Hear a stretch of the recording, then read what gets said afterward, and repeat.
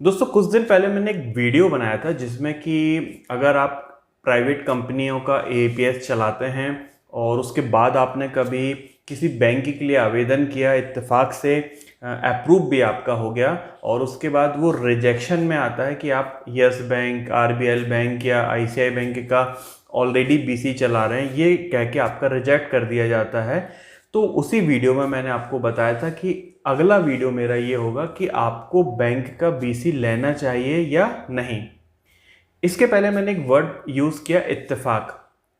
उसका कारण ये है कि लगभग जब से मैं यूट्यूब का काम कर रहा हूँ 2017 से, तो मैं कई बार बैंक क्योस लेने से संबंधित वीडियो बना चुका हूँ और उस समय से लेके आज का लगभग 5 ईयर का ये पूरा समय होने वाला है। बहुत सारी चीज़ें समय के साथ बदल गई हैं और पहले मैं भी एक बैंक कियोस्क चलाता था और मैं श्रेय भी उसी बैंक को दूंगा कि अगर मैं आज आपके सामने हूँ, वीडियो बना रहा हूँ, तो कहीं ना कहीं उस बैंक के कारण ही मैं ये चैनल बनाया था, ये वीडियो मैंने बनाना स्टार्ट किया और आज आपके सामने हूँ। लेकिन अभी मैं जो आपको बात करूँगा कि क्या हमको बैंक कियोस्क लेना चाहिए, क्या इससे सही में आप इनकम कर सकते हैं, लेने के बाद क्या चैलेंजेस आपके सामने प्रैक्टिकली आएंगे।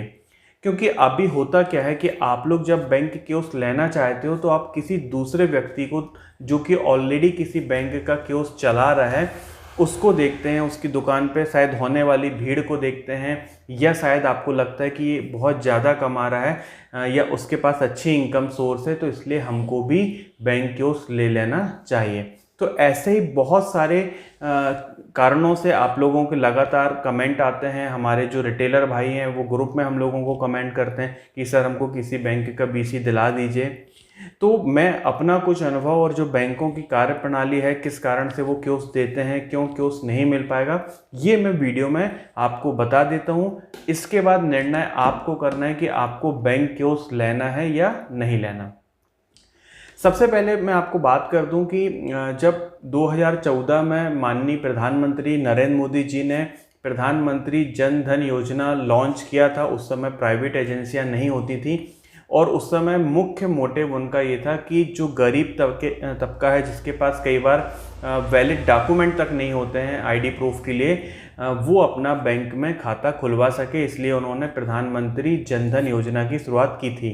हालांकि इसके पहले यही स्कीम पहले की जो सरकारें रही, उन्होंने फाइनेंशियल इंक्लूजन के नाम से इसको निकाला था, जिसको हिंदी में हम लोग बोलते हैं वित्तीय समावेशन।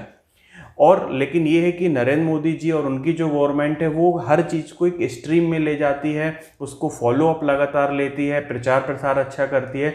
तो पिछली जो स्कीम थी वित्तीय समावेशन या फाइनेंशियल इंक्लूजन, उतना ज़्यादा लोगों में हाईलाइट नहीं हुआ, लेकिन मोदी जी के आने के बाद ये हाईलाइट ज़्यादा हुआ। उसी समय जो सब्सिडी आती थी अलग अलग तरीक़ों की, स्कूलों के बच्चों की छात्रवृत्ति थी, वो खातों में आने लगी, इसलिए इसका जो बेनिफिट है वो ज़्यादा लोग ले पाए, इसकी डिमांड भी बढ़ी। और उसके बाद कोविड के दौरान भी बहुत सारे जो पैसे बोलना चाहिए लोगों के खाते में मदद के रूप में आए, वो सारा कुछ बढ़ता गया। अब यहाँ पर आप लोगों की पहले मैं बात कर दूं कि आप लोगों का कियोस्क लेने का जो मुख्य उद्देश्य आप लोग चाहते हैं कि हम भी लोगों के खाते खोल पाएँ। और बोलने में मुझे कोई भी संकोच नहीं होगा कि इसमें आप लोग जो ओवर चार्जिंग करते हैं, अकाउंट ओपनिंग के लिए पैसा लेते हैं, कई जगह तो ये 50, 60, 70 रुपये, 100 रुपये तक है। लेकिन मैंने ऐसे भी लोग देखे हैं कि लोगों का मजबूरी में फ़ायदा उठा के, या उनका बैंक दूर है तो 500 रुपीज़ तक चार्ज लोगों ने किया है और कर रहे हैं। तो इसी कारण से लोगों को लगता है कि यार अगर हमने दिन में 10-5 खाते भी खोल लिए तो हम यहाँ पर 1000 रुपये से लेके 5000 रुपये तक कमा सकते हैं। तो ये जो इनकम का क्राइटेरिया, इसको देख के मैक्सिमम लोग बैंक कियोस्क लेना चाहते हैं। दूसरा, आधार से जो विड्रॉल अपन लोग प्राइवेट एजेंसियों से करते हैं, तो कई लोगों के एरिया में सेंट्रल बैंक ज़्यादा है, लेकिन सेंट्रल बैंक ने बंद कर दिया। किसी के एरिया में बैंक ऑफ बड़ौदा ज़्यादा है, बैंक ऑफ बड़ौदा के ट्रांजैक्शन में इशू आ रहा है, तो वो सोचते हैं कि हम इन पर्टिकुलर बैंक का ले लेंगे और विड्रॉल करके पैसा कमा लेंगे। तो ये सही बात भी है, लेकिन ये तात्कालिक है। आप शुरू में तो ये कमा लेंगे, लेकिन रोज़ रोज़ खाते नहीं खोलेंगे, क्योंकि आप जिस एरिया में रह रहे हो वहाँ की भी एक पॉपुलेशन निश्चित है, कितने दिन तक आप ऐसा कर लेंगे। दूसरी बात मैं यहाँ पर आपको बताऊँ कि अब जब ये शुरुआत हुई थी 2017-18 के आसपास में, उस समय तक बैंक भी इतना ध्यान नहीं देते थे, उस समय इतने फ्रॉड नहीं होते थे। लेकिन अब जैसे जैसे फ्रॉड हो रहे हैं, कंप्लेंट्स बढ़ रही हैं, तो आरबीआई भी बैंकों के ऊपर एक प्रेशर बनाता है और आपका जो बैंक में सेटलमेंट अकाउंट या ओडी अकाउंट ओपन होता है, इन सब में भी बाकायदा निगरानी होती है कि कहीं आप ओवर चार्ज तो नहीं कर रहे हैं। अब मैं यहाँ से कुछ आपको पॉइंट जो बताना चाह रहा हूँ, वो कियोस्क अगर आप चला रहे हो तो आपको वहाँ पर क्या क्या चैलेंजेस आएंगे, क्या दिक्कतें आएंगी, उसके बारे में मैं आपको बता रहा हूँ। और इन्हीं पॉइंट को फॉलो करना है आपको, और उसके बाद आपको निर्णय लेना है कि क्या आपको बैंक कियोस्क लेना चाहिए या नहीं लेना चाहिए। देखिए, बैंक कियोस्क डायरेक्ट नहीं मिलता है आपको, कोई ना कोई कंपनी के माध्यम से ही मिलता है। हजारों कंपनियां खुल चुकी हैं, कई बंद हो गई हैं, कुछ बड़ी कंपनियां हैं जो अभी भी चल रही हैं। तो कोई ना कोई एक मीडिएटर एजेंसी होती है, उसी के माध्यम से आपको बैंक कियोस्क मिलता है, डायरेक्ट आपको नहीं मिलता है। अगर आप बैंक कियोस्क लेना चाह रहे हैं तो किसी भी प्राइवेट कंपनी को भुगतान करने के पहले आप जिस बैंक का कियोस्क जिस ब्रांच से लेना चाह रहे हैं, वहां पर जाके एक बार पता कर लें कि उनके पास लोकेशन खाली है या नहीं। क्योंकि कई बार मेरे पास ऐसे मित्रों के कमेंट आते हैं, मैसेज आते हैं कि सर हमने फलानी कंपनी को पेमेंट कर दिया है, लेकिन हमारा बीसी कोड या कियोस्क का कोड नहीं आ रहा। कारण क्या है? क्योंकि बैंकों के पास जो लोकेशन है वो खाली नहीं है। सरल शब्दों में बोलें तो उनके पास ऑलरेडी 2 बीसी, 4 बीसी या 6-7 कियोस्क उनकी ब्रांच से चल रहे हैं, उनको और कियोस्क देने की ज़रूरत नहीं है। तो इसलिए जब उनके पास जगह भरी हुई है तो वो नए कियोस्क को आईडी नहीं देंगे, उसको अप्रूव नहीं करेंगे। तो आपने जो प्राइवेट कंपनी को पैसा दे के रखा है वो आपका ब्लॉक हो जाएगा, क्योंकि कंपनियां भी यहाँ पर रिफंड करने से बचती हैं। तो पहली बात तो ये हो गई।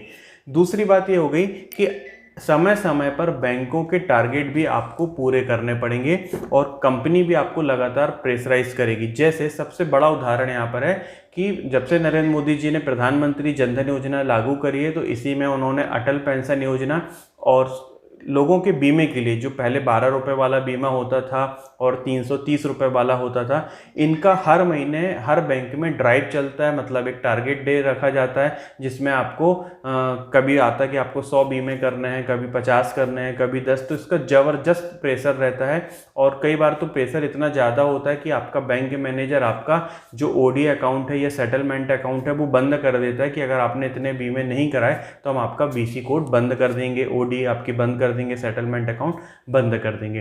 तो एक तो ये प्रेशर बहुत ज़बरदस्त होता है। उसके बाद अकाउंट ओपन करने के बाद अगर आप अकाउंट ओपन कर लेते हैं तो उसको ब्रांच से वेरीफाई कराना पड़ता है। कुछ बैंक बहुत अच्छा काम कर रहे हैं, कई बार तो सेम डे वेरीफाई कर देते हैं, और कुछ बैंक तो ऐसे हैं जिनमें महीनों से पेंडेंसी की फाइल लटकी रहती है और वो मदद नहीं करते, वेरीफाई नहीं करते, और आप कस्टमर से लड़ते हैं या कस्टमर आपसे लड़ता है। अब यहाँ पर एक प्रॉब्लम और आती है कि अगर आप प्राइवेट एजेंसी चलाते हैं तो आपकी आईडी में आपका अंगूठा बार बार नहीं लगाना पड़ता, हर ट्रांजैक्शन में हमको नहीं लगाना पड़ता। अगर आप घर में या दुकान में नहीं हैं तो आपका दुकान में काम करने वाला लड़का या आपके घर का कोई मेंबर जो है वो भी विड्रॉल का काम कर सकता है। लेकिन जब आप कियोस्क ले लेते हो तो वहाँ पर आपको लॉगिन करने के लिए भी आपका अंगूठा लगता है। जब आप ट्रांजैक्शन करोगे, इवन बैलेंस इंक्वायरी भी करोगे तो आपका भी अंगूठा लगेगा, कस्टमर का भी लगेगा। तो यहाँ पर आप बंद जाते हो, आप अपनी दुकान फिर छोड़ के नहीं जाओगे। अगर आप सुबह से लेकर शाम तक यही काम करना है तो आपको हर बार आपका अंगूठा लगाना पड़ेगा। लॉगिन भी ज़्यादा देर तक नहीं रहता। जैसे कि मान लीजिए आपने एक बार 11 बजे लॉगिन कर दिया, उसके बाद 20-25 मिनट कस्टमर नहीं आया तो सिस्टम ऑटो लॉग आउट हो जाता है। आपको फिर लॉगिन करने के लिए फिर आपका अंगूठा लगाना पड़ेगा। तो ये बंधने वाली समस्या हो गई कि आप अपनी दुकान से बंद जाओगे। कभी बीमारी हाली है, कभी शादी ब्याह में जाना है, कभी कोई गमी हो गई और आप 2-3 दिन कियोस्क बंद करना चाहो तो बहुत मुश्किल हो जाती है, क्योंकि इसमें भी कंपनियों की भी मॉनिटरिंग होती है कि आपको इतना देर, इतना घंटे अपना कियोस्क ओपन करना ही है। तो एक चैलेंजेस तो ये सामने आ गया। उसके बाद आप सोचिए कि एक समय जैसे मेरे साथ हुआ कि लगभग मैं 10,000 खाते खोल चुका था और बहुत बढ़िया लगा कि यार अच्छे खाते खोले। जब खाते खोले तो उनका कमीशन भी अच्छा खासा आया, लेकिन एक निश्चित समय के बाद खातों की संख्या धीरे धीरे कम होने लगी। पहले हम लोग दिन में 100 खाते खोलते थे और फिर स्थिति ये आई कि महीने में भी हम 10 खाते नहीं खोल पा रहे थे, क्योंकि लगभग हमारा जो एरिया मिला हुआ था उसमें हम सारे लोगों के खाते खोल चुके थे। तो जब खाते नहीं खुले तो अब इनकम भी कम हुई।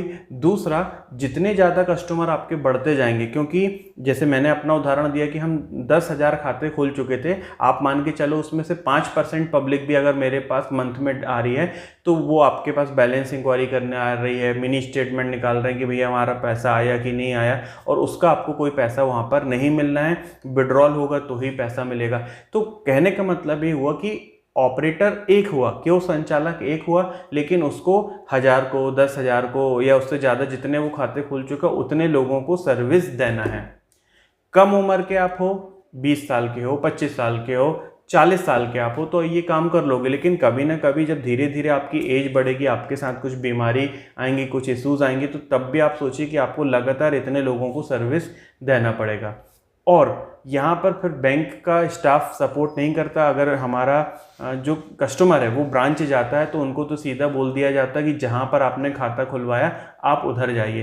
तो आप आज से सोचिए कि आज 2022 चल रहा है, मान लीजिए आप अभी 35 साल के हो, 10 साल भी आपने कियोस्क चला, जो कि मेरे को उम्मीद बिल्कुल नहीं है। अगर आप कभी कैलकुलेट करोगे कि जो लोग चला रहे हैं वो 4-5 साल के अंदर अंदर इसको छोड़ देते हैं या बंद करना पड़ जाता, लेकिन मान लीजिए 10 साल भी कोई चलाता है, 35 साल की उम्र आज उसने चालू किया, तो 2032 जब आएगा तो क्या उस समय तक बैंकिंग टेक्नोलॉजी यही रहेगी? आपके पास कितना प्रेशर यहाँ पर बन चुका रहेगा कि जितने ज़्यादा कस्टमर हैं उनको आपको सर्विस देनी पड़ेगी। और एक सबसे बड़ा प्रॉब्लम जो मेरे साथ हुआ, शायद आपके साथ भी होगा, आपने जितने लोगों का भी बीमा कराया होगा, जितने भी लोगों का अटल पेंशन योजना कराया होगा, भगवान ना करे अगर उनकी डेथ होती है तो वो ब्रांच जाएंगे, लेकिन ब्रांच में उनको सपोर्ट नहीं मिल पाता और वो सीधे आपके पास आते हैं, आपकी गर्दन पकड़ते हैं कि भैया हमको कैसे भी क्लेम दिलवाओ, और जो कि आपके हाथ में नहीं हो सकता। आप केवल इतना कर सकते हो कि उनके सपोर्टिंग डॉक्यूमेंट को बैंक में सबमिट करवा सकते हो। तो ऐसे बहुत सारे इशू होते हैं फिर, क्योंकि वहाँ पर जो लोग होते हैं वो आपके परिचित के होते हैं, आपके आसपास के होते हैं, उनसे विवाद होता है, उनके सामने आपकी छवि खराब होती है कि इन्होंने हमारा बीमा कराया लेकिन अब क्लेम नहीं दिलवा रहे हैं, इन्होंने हमारी पेंशन का कराया लेकिन अब नहीं करा पा रहे हैं। तो ये सारे इशूज़ हैं, तो जिनको देखते हुए मेरे को लगता है कि आपको बैंक कियोस्क नहीं लेना चाहिए। फिर से मैं आपको शॉर्ट में गिना देता हूँ। ओवर चार्जिंग के कारण जो आप इनकम सोच रहे हैं, क्योंकि आजकल बैंक में अगर खबर चली जाती है आप ओवर चार्ज कर रहे हो, आपकी आईडी ब्लॉक हो जाएगी। आपके पास ज़बरदस्त प्रेशर होगा, आपको जो बीमा और पेंशन के केस करना होगा वो वहाँ पर करने के लिए मजबूर किया जाएगा। उसके बाद कभी कभी तो बैंक के रिकवरी के लिए भी आपको भेजा जाता है। बैंक ने जो किसी को लोन दिया है और अगर आपके आसपास के लोग होंगे तो वो आपको एक लिस्ट पकड़ा देंगे कि भाई ये आपके एरिया के, आप इनसे जाके लोन रिकवरी करके आइए। तो ये एक ज़बरदस्त प्रेशर होता है। और समय के साथ साथ जैसे जैसे कस्टमर बेस बढ़ता है तो आपके पास वर्कलोड बढ़ता है और इसका पूरा प्रभाव आपके शारीरिक और मानसिक क्षमता पर पड़ता है, कार्य करने की क्षमता पर पड़ता है। बहुत मैं जानता हूँ अगर आप लोग कस्टमर डीलिंग करते होंगे तो कितने लोगों से आपका वाद विवाद हो जाता है। लोगों को डील करना, उनको समझाना बड़ा मुश्किल काम होता है। कई बार सर्वर के बहुत ज़्यादा इश्यूज होते हैं, और अगर ये ऐसा भी नहीं है कि आप मोबाइल से चला सकते हैं, इसके लिए या तो आपको लैपटॉप लेना पड़ेगा या डेस्कटॉप लेना पड़ेगा। और जो नए सॉफ्टवेयर आ रहे हैं वो केवल विंडो 10 में चलेंगे, तो आपको लेटेस्ट वर्जन का लैपटॉप लेना पड़ेगा, जो कि मैं नहीं समझता कि आज की डेट में 35,000 से कम का आएगा। ब्रॉडबैंड कनेक्शन चाहिए, मोबाइल के डेटा से कई बार ये नहीं चल पाता है, या आपके यहाँ सिग्नल वीक है, डेटा सही स्पीड पे नहीं आता, तो भी आप इनकी साइट नहीं चला पाएंगे। लोकेशन आप चेंज नहीं कर सकते, जैसे अभी आप प्राइवेट कंपनियों का काम करते हैं तो मोबाइल से कर सकते हैं, थोड़ा 2-5 किलोमीटर दूर भी जा सकते हैं, इसमें आप दूर भी नहीं जा पाएंगे। और बात वही आएगी आखिरी में कि अगर आप कभी बंद करने की सोचते भी हैं कि चलो अब हमको ये काम नहीं करना है, उसके बाद कस्टमर को लगातार आपके पास ही भेजा जाएगा कि आपने जहाँ से खाता खुलवाया है आप वहीं पर जाइए। कंपनी जो बीच की कंपनी रहेगी, चूँकि आपकी इनकम का लगभग 30 से 40% उनके पास जाता है, वो भी आपके पास ज़बरदस्त प्रेशर देंगे। रजिस्टर मेंटेन आपको करना पड़ेगा, जो कि नॉर्मली एईपीएस में आप लोग बोलने के बाद भी नहीं करते, लेकिन यहाँ पर आपको ईयरली ऑडिट होता है। जो ब्रांच में ऑडिट करने के लिए आता है वो कभी भी आपके दस्तावेज मंगवा सकता है, आपका रजिस्टर मंगवा सकता है। तो ऐसे कई इश्यूज होते हैं जिनके कारण मैं नहीं समझता कि बैंक कियोस्क लेने में फ़ायदा है। हालांकि 10 से 15 हज़ार रुपये में ये मिल जाता है, लेकिन कई प्राइवेट एजेंसियां या एक्स्ट्रा चार्ज करके वो कई बार 40-40, 50-50 हज़ार रुपये में आपको देती हैं। तो जितना पैसा आप यहाँ पर लगाओगे वो रिटर्न हो पाना मुश्किल है। उसके बाद इनकी एटीएम डिवाइस होते हैं, तो कंपनियों के ऊपर प्रेशर रहता है कि आपको ज़बरदस्ती वो एटीएम डिवाइस लगवाना पड़ेगा, भले आपके पास एटीएम वाले कस्टमर हों या ना हो। तो मान लीजिए अगर वो 5,000 का एटीएम भी इन्होंने दिया तो आपके लिए एक फाइनेंशियली बर्डन हो गया। अब इन लोग पासबुक प्रिंटर देने लगे हैं, तो पासबुक प्रिंटर 30-35 हज़ार रुपये का वो प्रिंटर आता है, वो ज़बरदस्ती आपको बोला जाता है कि आप लीजिए, जबकि वो पासबुक प्रिंटर कोई काम का नहीं है। क्योंकि मैक्सिमम बैंकों में जो अभी पासबुक प्रिंटर दिए जा रहे हैं 2-2 साल से हम देख रहे हैं कि उसका सॉफ्टवेयर भी अपडेट नहीं हुआ है। वो पासबुक प्रिंट फ्रंट पेज जहाँ पे मतलब नाम अकाउंट नंबर आता है वो प्रिंट नहीं करता, वो केवल एंट्री करता है। और आप यहाँ सोचिए कि आपने देखा होगा कि लोग आपके पास बार बार पासबुक प्रिंट कराने आएंगे, एंट्री कराने के लिए आएंगे। अब बाकी काम छोड़ के केवल आप एंट्री करते रहिए, और कहीं ना कहीं जब आप बार बार प्रिंटर को यूज़ करेंगे तो उसमें कुछ ख़राब होगा, इंक भी लगेगा, और ये सारी चीज़ों का मेंटेनेंस का पैसा, बिजली, कुछ भी आपको बैंकों से या कंपनियों से नहीं मिलता है। तो ओवरऑल मेरा जो अनुभव है कि अगर आप तात्कालिक रूप में तुरंत में आप देखोगे कि अकाउंट ओपनिंग करके आपने कुछ चार्ज लेके पैसा कमा लिया, साल 6 महीने 2 साल आप ऐसा कर लोगे, लेकिन बहुत बड़ा पैसा आप इससे नहीं कमा सकते हैं। जितना लंबे पीरियड तक आप चलाओगे आपके पास बर्डन और वर्कलोड बढ़ता जाएगा। तो बेटर यही है कि आप प्राइवेट कंपनियों, मेरे को कोई विशेष फ़ायदा नहीं है, आप लेके चलाएंगे तो भी मेरा कुछ अहित नहीं होने वाला। या प्राइवेट एजेंसियों का तो मैं ये नहीं कह रहा कि जो एजेंसी मैं चला रहा हूँ या आप मेरे से आईडी लीजिए, आप किसी से भी लेके किसी भी कंपनी का चला सकते हैं, लेकिन वहाँ पर आपके पास विकल्प खुला है कि आप कभी भी वो आईडी बंद कर सकते हैं। आपके पास विकल्प खुला है कि आपको किसी भी प्रकार का टारगेट वहाँ पर नहीं दिया जा रहा है कि आपको बीमा करना है, आपको पेंशन का काम करना है। और उसके अलावा जब आपका फिंगरप्रिंट चूँकि नहीं लग रहा है तो कभी आपका परिवार का सदस्य भी विड्रॉल कर सकता है, दुकान का कर्मचारी है वो भी यहाँ पर काम कर सकता है। और लगभग उसमें आप देखेंगे इन्वेस्टमेंट भी कम है। कोई भी कंपनी की आईडी आप लेते हैं आजकल तो फ्री आने लगी हैं, और अगर फिर भी कोई आईडी मिल भी रही होगी तो 100, 200, 500 रुपये में मिल ही जाता है। तो ये कुछ पॉइंट हैं जिसके कारण मैं समझता हूँ आपको नहीं लेना चाहिए। मैंने भी अपना बैंक कियोस्क बंद किया इसी कारण से, क्योंकि मैं सब कुछ करने के बाद भी उसमें 5,000 रुपये से ज़्यादा महीने का अर्जित नहीं कर पा रहा था, और उतना तो बिजली बिल और दुकान का किराया वगैरह सारा कुछ लग जाता है। और कई बैंक में आपको ये मना किया जाएगा कि आप दूसरी कंपनी का बोर्ड नहीं लगा सकते, दूसरी कंपनी का काम नहीं कर सकते। तो ये सारे इशूज़ बीच बीच में आते रहते हैं।